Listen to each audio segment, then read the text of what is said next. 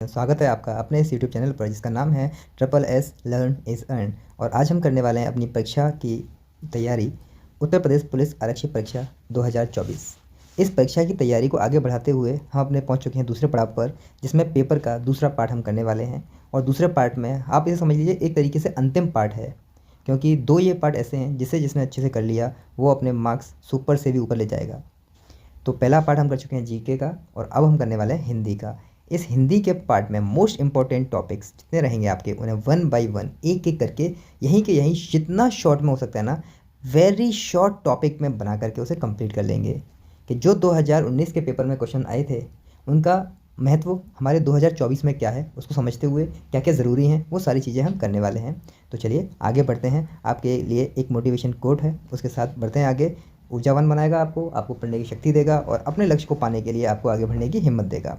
तो यह है आपका जीवन में किस्मत पर नहीं अपनी मेहनत पर गुरूर होना चाहिए।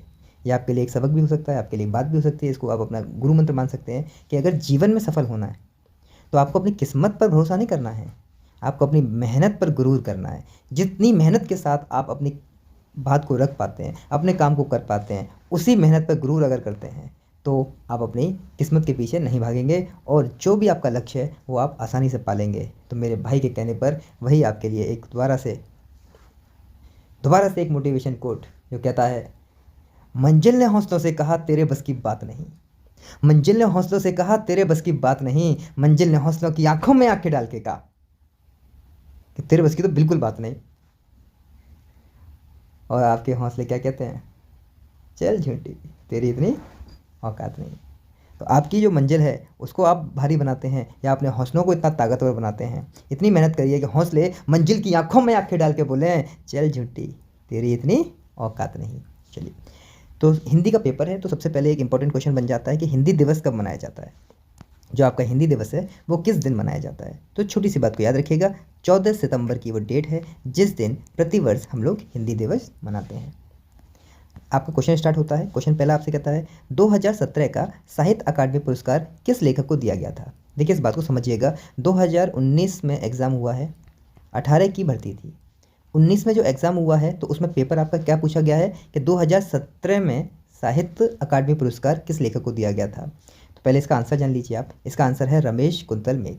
ठीक है, यही आपका आंसर रहेगा, जो कि 2017 में। ऐसा नहीं इस बार नहीं पूछा जा सकता, इस बार भी आपसे पूछा जा सकता है कि 2017 में इनमें से किस लेखक को साहित्य अकादमी पुरस्कार मिला था।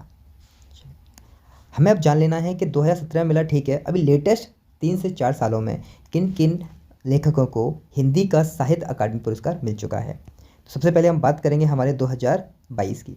चलिए 23 की देखिए। 23 में आपसे कहता है मुझे पहचानो उपन्यास, संजीव लेखक जो हैं उन्होंने लिखा है, उनको मिला है इस साल। इसके बाद आगे बढ़ते हैं, 22 में आपके मिला हुआ है तुमड़ी के शब्द कविता संग्रह को, जो कि लिखी है बद्री नारायण जी ने। 21 में है सम्राट अशोक नाटक है, ये दया प्रकाश सिन्हा ने लिखा हुआ है। और 20 में जो मिला हुआ है वो है टोकरी में दिगंत थेरी गाथा 2014 या 2014 कविता है, जो कि अनामिका की है। इस बात को दोबारा से रिवाइज कर लीजिए अच्छे से। 2023 का पुरस्कार किसको मिला, संजीव को। 22 का किसको मिला है, बद्री नारायण को। 2021 का दया प्रकाश सिन्हा, 2020 का अनामिका को। 23 का पुरस्कार किस उपन्यास के लिए है, मुझे पहचानो के लिए। 22 का किसके लिए है, तुमड़ी के शब्द के लिए। 21 का सम्राट अशोक और 20 का टोकरी में दिगंत थेरी गाथा 2014। कितनी सी बात याद रहेंगी आपको। चलिए आगे बढ़ते हैं हमारे दूसरे क्वेश्चन पर। यह क्वेश्चन आपका एक पैराग्राफ बेस्ड है जिसमें आपके पास गद्य है। इस गद्यांश को पढ़ेंगे, पढ़ने के बाद 115 से लेकर के 119 तक के जो प्रश्न रहेंगे उनके सभी के आंसर आपको यहीं से मिल जाएंगे। एक बार मैं शॉर्ट में पढ़ देता हूँ, आप स्क्रीनशॉट ले लीजिएगा या फिर इसको पढ़ने की कोशिश करिएगा वीडियो को पॉज करके। व्यवसायीकरण की आंधी से खेलों की दुनिया भी नहीं बच रही।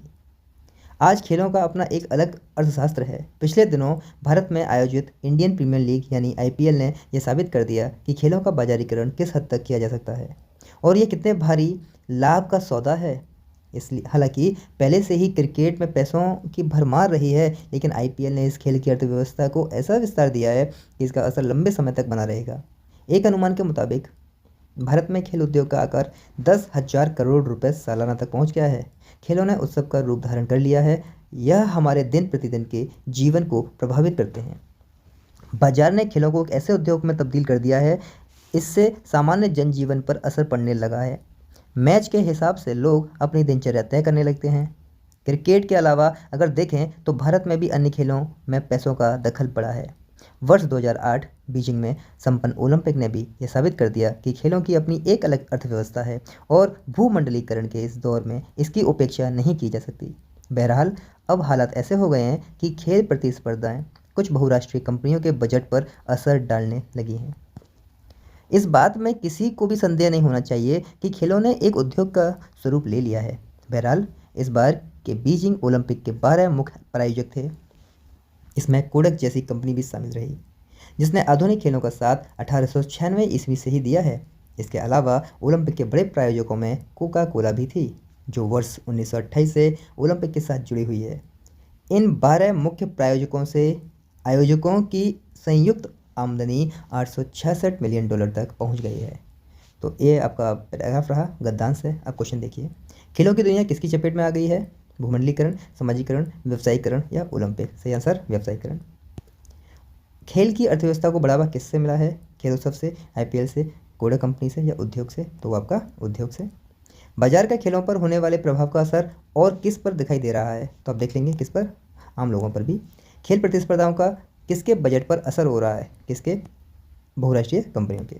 विभिन्न प्रायोजकों से किसकी संयुक्त आमदनी में इजाफा हुआ है? आयोजकों, जनता, लोगों की या सरकार की? तो आयोजक जो है उनकी आमदनी में इजाफा हुआ है। ये सीधे सीधे जो जानकारी हमारे गद्य में दी हुई थी, उस गद्य को पढ़ने के बाद, गद्यांश को पढ़ने के बाद साफ साफ मिल रही थी। इसमें कुछ दिमाग दौड़ाने की ज़रूरत नहीं पड़ेगी।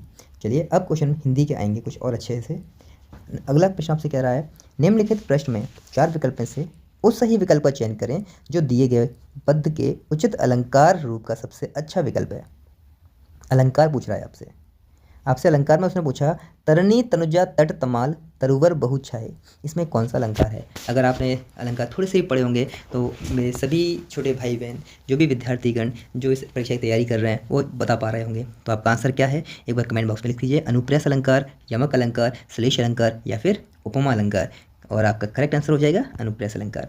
अनुप्रास अलंकार क्या होता है? जिसमें किसी वर्ण की आवृत्ति बार बार होती है और उस आवृत्ति के कारण जो आपका जो पद या गद्य है उसमें सुंदरता आ जाती है। अलंकार होते क्या है? आभूषण होते हैं एक तरीके से। जिस तरीके से महिलाएं गहने पहनती हैं, वैसे ही आपके पद गद्य को एकदम से सुंदर बनाने के लिए, उनको रोचक बनाने के लिए इन अलंकारों का प्रयोग करते हैं।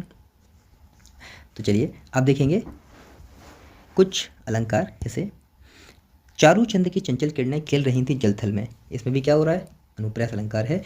जो वर्ण है, अक्षर हैं, उसकी वजह से सुंदरता दिखाई दे रही है। दूसरा देखिए, कनक कनक ते 100 गुनी मादकता अधिकाय, या खाए बोराय नर या पाए बोराय।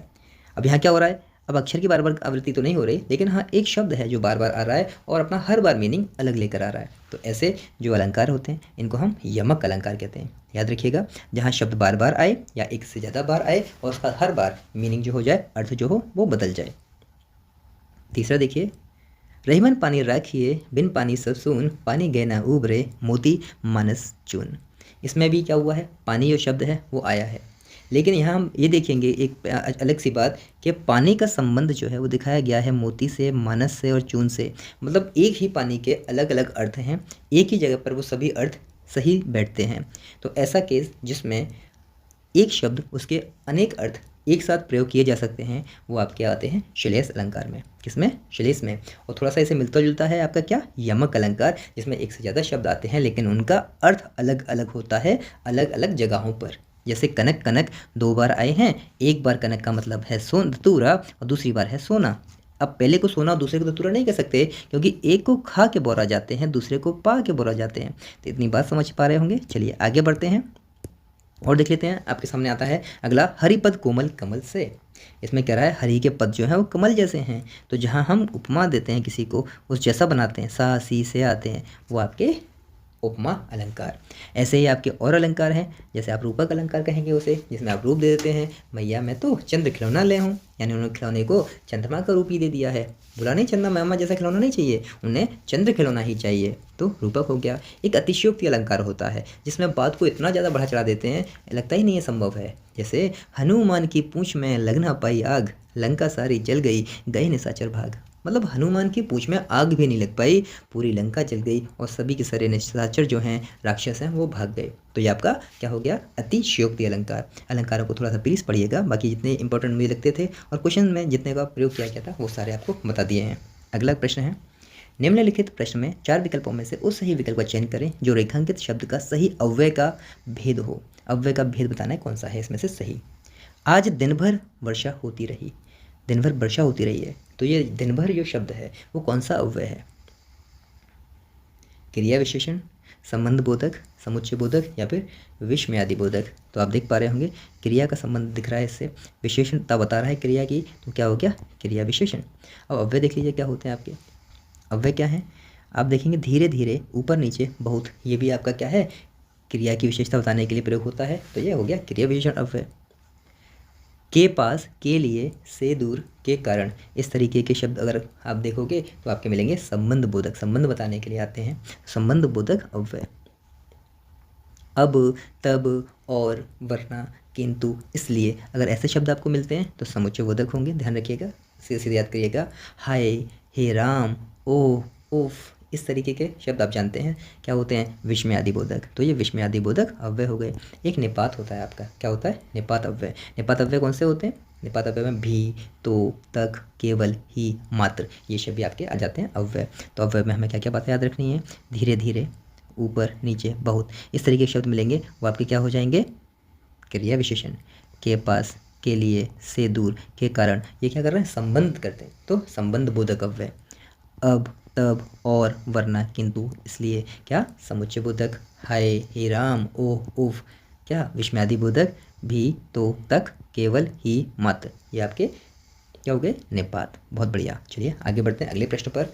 इसमें आपको बताना है कि शुद्ध वाक्य अशुद्ध वाक्य के शुद्ध रूप का सबसे अच्छा विकल्प क्या होगा। आप नानी के घर जाओ, ये अशुद्ध है तो इसका शुद्ध क्या हो जाएगा, आप नानी के घर जाइए, आप नानी घर जाओ, आपने नानी के घर जाना है, आप नानी के घर जावो, तो सही क्या हो जाएगा, ऑप्शन ए, आप नानी के घर जाइए, शुद्ध हो गया।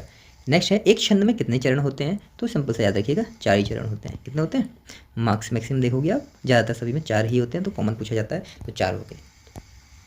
निम्नलिखित प्रश्न में 4 विकल्पों में से उस विकल्प का चयन करें जो दिए गए मुहावरे के सही अर्थ वाला विकल्प है। मुहावरा आपको बताना है कौन सा है, गीदड़ धमकी, गीदड़ भभकी देना, कौन, इसका अर्थ क्या हो जाएगा, कोरी धमकी, विरोध करना, धूर्त व्यक्ति या आरोप लगाना। तो गीदड़ भभकी मतलब कोरी धमकी ना। ओके, नेक्स्ट देखिए, रस का संबंध किस धातु से माना जाता है, रस का संबंध किस धातु से माना जाएगा, इसको आपको याद करना है, ऐसे शिव धातु से माना जाता है। ये आपके सामने 4 ऑप्शन है, इसमें से आपको क्या करना है, वाच्य को चेंज करना है ना। हाथी ने केला खाया, इसको चेंज करना है कर्मवाच्य में। ये कैसा है, कर्तवाच्य, कर्तवाच्य को किसमें चेंज करना है आपको, कर्मवाच्य में। कहता है हाथी ने केला खाया, अब ये ऐसा इसको चेंज करो कि कर्मवाच्य में हो जाए, कर्म की प्रधानता हो जाए जहाँ पर। तो हाथी केला खाता है, हाथी केला खा लिया, हाथी द्वारा केला खाया गया, या हाथी केला खाया, क्या होगा इसमें से, तो आप देखोगे आपका क्या हो जाएगा, सी ऑप्शन, हाथी द्वारा केला खाया गया। नेक्स्ट क्वेश्चन आपसे कह रहा है, इनमें से किस चिन्ह का अर्थ है आधा रुकना। आधा रुकना किस में से होता है, ये है क्या, या ये है, ये दिस वन या ये लास्ट। तो आप देखेंगे हमारा जो आधा रुकने के लिए आता है बी ऑप्शन, इसको कहते हैं हम अर्ध विराम।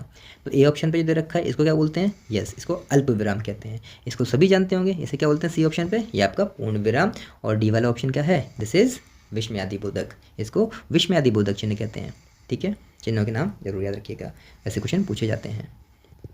तो चलिए आगे बढ़ते हैं हमारे अगले प्रश्न पर। अगला प्रश्न हमसे पूछ रहा है कि आपको समास, सही समास पहचानना है।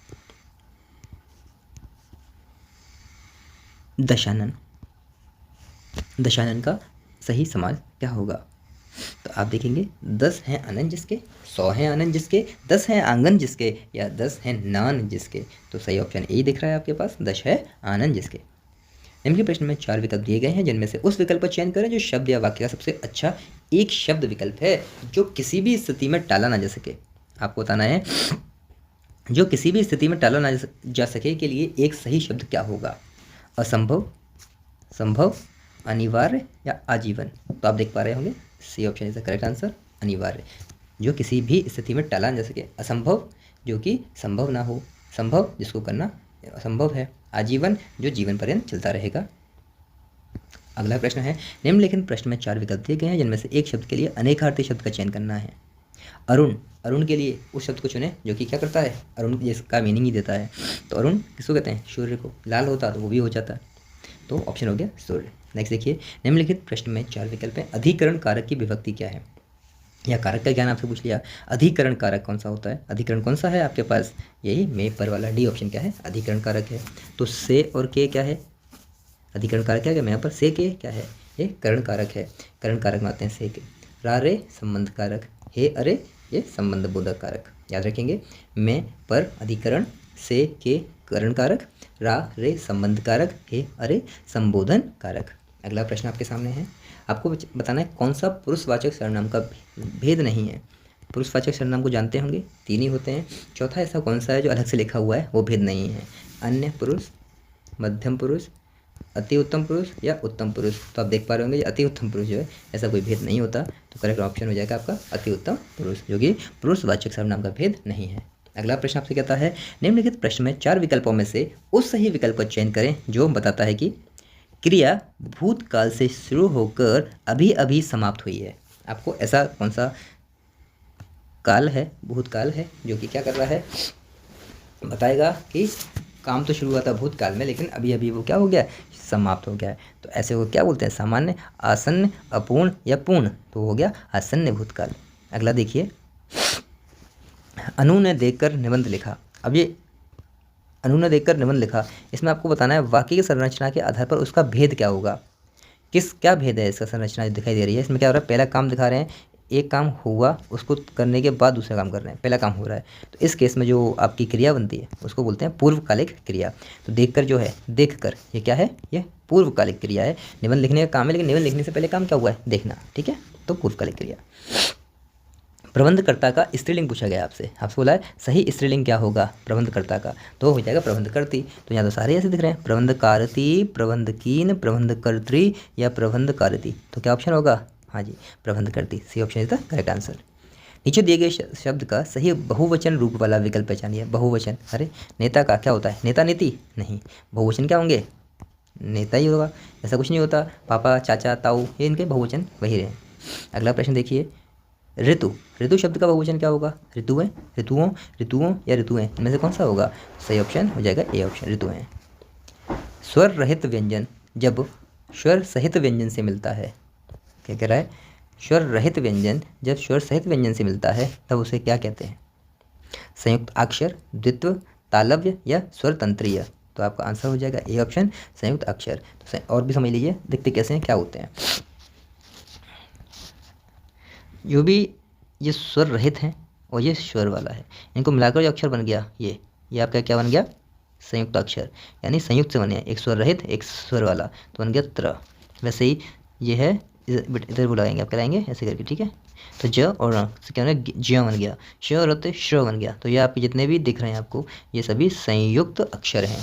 तो इन क्या कहते हैं, एक इनमें स्वर रहित होता है और एक स्वर सहित व्यंजन, दोनों को मिला करके बनता है हमारा संयुक्त अक्षर। ओके, चलिए, कौन सा व्यंजन नासिका द्वारा उच्चारित होता है, नाक से, न, कृष्ण, याद आ रहा है कुछ, तो क्या दिख रहा है, ऑप्शन ए, ठीक है।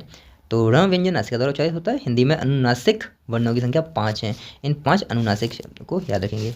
अब नासिक में अनुनासिक कौन से होते हैं, 5, न, न, न, न और म। इन्हीं सभी को पंचमाक्षर भी कहते हैं। इन्हें क्या बोलते हैं, पंचमाक्षर, 5वां भी होते हैं अपनी लाइन के, ठीक है। आगे बढ़ते हैं। अगला प्रश्न आपसे कहता है, निम्न वाक्य विशेषण की किस अवस्था से है, कौन सी अवस्था है इसमें विशेषण की, यह करेला कड़वा है। तो आप देख पा रहे हैं इसमें क्या हो जाएगा आपका मूल अवस्था। अगला प्रश्न है, तुलसीदास जी द्वारा रचित प्रसिद्ध महाकाव्य का नाम क्या है। तुलसीदास ने कौन सी लिखी है काव्य, कौन सा काव्य इनका है, रामचंद्र का है क्या, रामचरितमानस है, अखरावट है या चंसार। मुझे लगता है सारे विद्यार्थी इसी पर टिक लगाएंगे, वो आपका आंसर बिल्कुल सही है। अब साथ में जान लेते हैं, रामचंद्र का किसकी है, केशवदास की, अखरावट किसकी, मलिक मोहम्मद जैसी की।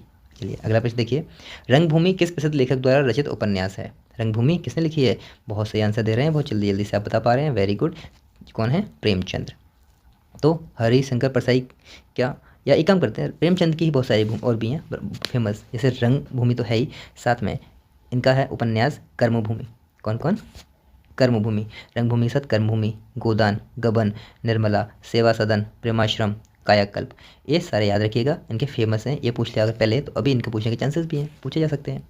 और बाकी जो आपके एग्जाम्पल दे रखे हैं इन सब के आप चाहें तो कम से कम 5 5 6 6 कर सकते हैं। इनके उपन्यास हैं या इनके कोई भी प्रसिद्ध रचना है उनको पढ़ लीजिएगा। आगे देखिए और क्या क्वेश्चंस आ रहे हैं आपके। अगला प्रश्न आपसे कहता है इनमें से कौन सी जयशंकर प्रसाद जी की प्रसिद्ध रचना है। देखिए रचना जरूर आ रही है, तो रचना देख पा रहे हैं आप, तो इसमें कौन सी है, हाँ कामायनी, वेरी गुड। तो परिमल और अनामिका आप समझ पा रहे हैं एक ही की हैं, वो किसकी हैं, सूर्यकांति त्रिपाठी निराला। इनको सूर्यकांत त्रिपाठी निराला के नाम से अपने लिखा करते हैं अपनी रचनाओं को, दोनों ही परिमल और अनामिका। निर्जय किसकी है, बिल्कुल सही, महादेवी वर्मा की। आगे बढ़ते चलिए। निम्नलिखित प्रश्न में 4 विकल्प हैं, उसमें से उस विकल्प का चयन करें जो सही संधि विच्छेद वाला विकल्प है। संधि विच्छेद जो है सही किया गया है।